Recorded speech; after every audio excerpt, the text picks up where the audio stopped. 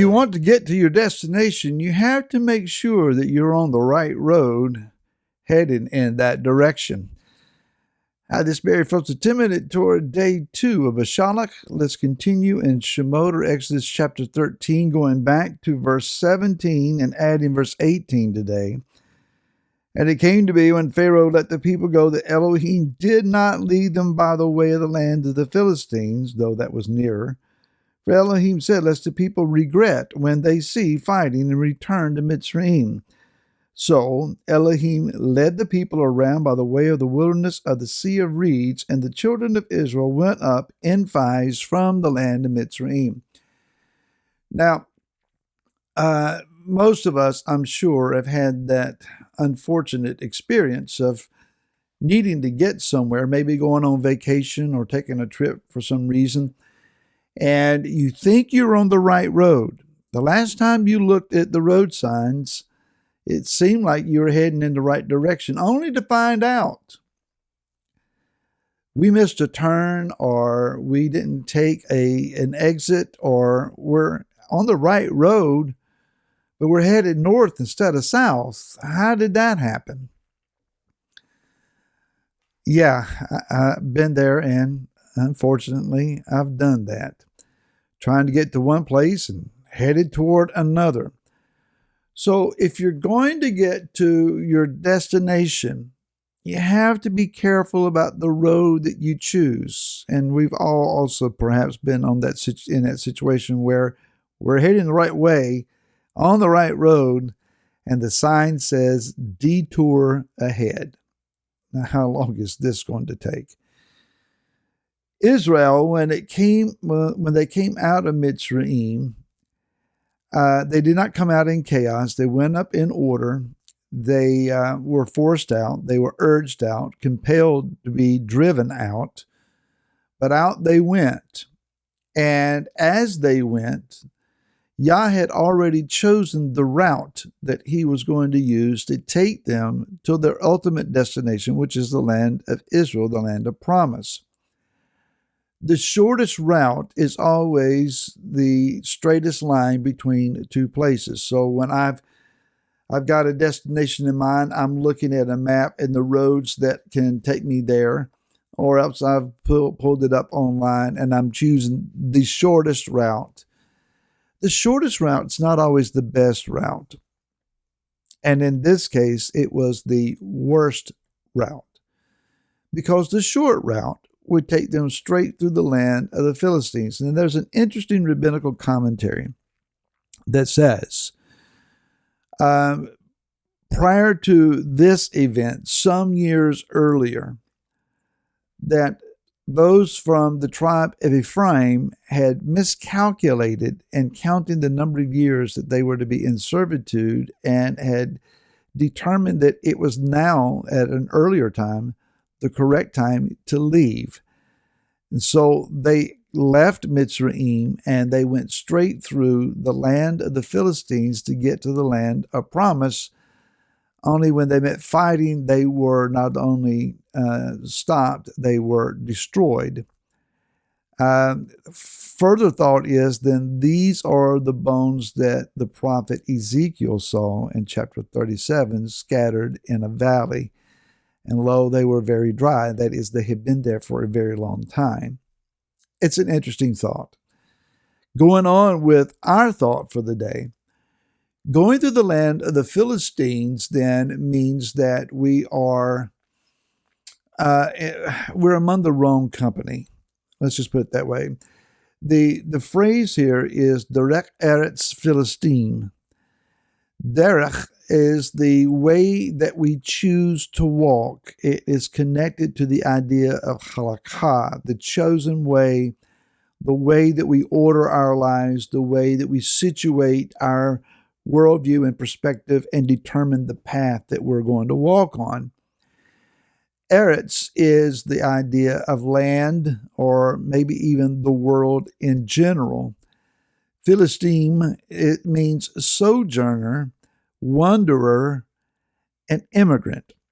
And if my memory serves me correctly, the root of this word is attached to the idea of wallowing. such as a pig wallowing in its mire. I am not here to speak against those that are immigrants or those who are on a determined journey. Um, that's a whole political issue that I'm not going to go on commentary. Not that I don't have an opinion, but we're just not going there today.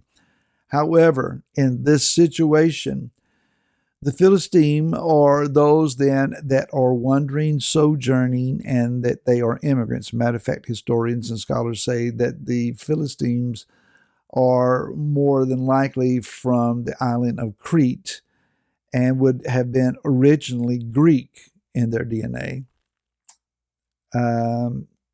We'll leave those with scientific ability to trace all that out.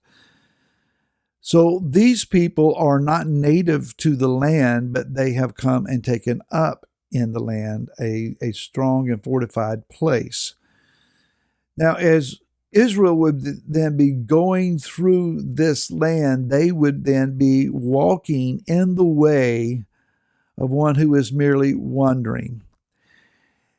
There have been some sentimental songs written over the years that liken our journey in Messiah to that of just wandering through the earth and vagabonds by the world's estimation. Well, that's not Yah's plan for us. Yah did not just simply let us loose and just say, well, walk if you will and fall if you must, but you're on your own. Rather, his word has given to us the idea there is a good and straight way, and you don't choose to walk in it. And I will walk with you. I will never leave you. I will never forsake you, Yeshua said. So the understanding is that Yah is with us, and he is helping us to choose the right path. If you read from Jeremiah 23 and Ezekiel 34, you will see then that the sheep that are wandering, that seem to be lost, or those who do not have shepherds, or that have been abused and chased away by the shepherds. So, walking the way of the Philistine, yes, in this instance, it was a sure path to encounter warfare and the people, by the aggressive nature of this enemy, they would have turned back. And Yah knows that they will lose heart here. So he's going to take them in a roundabout path in a different direction. Yah, in our journey to the kingdom, does not want us walking a wandering path, meandering around aimlessly without sure steps, sure turns, and knowledgeable travel. He wants us to travel wisely according to his word. And his word will indeed take us on the circuitous path. I can think it, but I don't know if I can say it. He will take us in a circuit. He will move us in a way around from what we would think. That's the shorter distance, but it's not the better way. Yah knows every step that we need to take. Matter of fact, the word says in Psalms that the steps of a good man, a righteous man, they are ordered of Yah. So therefore, we must understand that Yah is the one telling us where to go. You're going to wonder, as we all have, why am I here? How did I get here? How do I get out of here? Where does here lead to? Where do I go from here? Yah knows. And as a child in their infancy, we'll hold them by their hands and we'll teach them to take little baby steps, a little here, a little there, and we're their security. And then ultimately, as they gain some stability and strength in their body, some sense of balance, we start letting go and letting them take a step. And we stand in front of them and we beckon them, come to me. And they'll trust us and they'll take that big faithful step. Before long, they're running all over the house. Yah does the same thing to us. He stretches out his hands. Come to me. I know you feel lost. I know you feel abandoned. I know you feel overwhelmed. But I'm here. Come take my hands. This is the path. This is the right way. Let's walk in it, and let's walk in it today together. And I'll see you again tomorrow. So then, shalom.